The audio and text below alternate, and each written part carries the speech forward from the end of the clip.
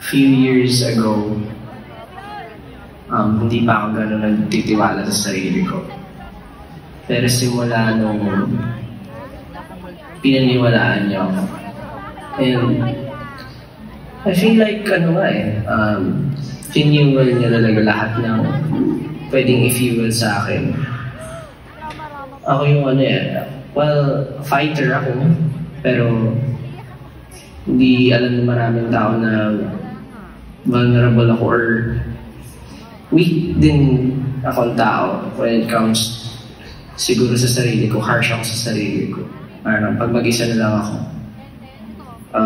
lagi ko na-question yung sarili ko kung capable ba talaga ako.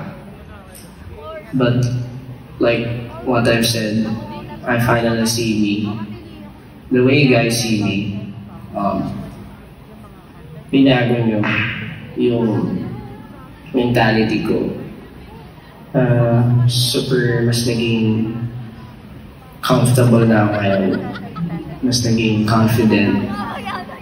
And especially mas minahal ko yung sarili ko kung paano niya ako minamahal. Kaya maraming salamat. Sa totoo lang, utang na loob ko sa inyo lahat. Sa mga nagpipray sa akin, nagpipray para sa akin palagi.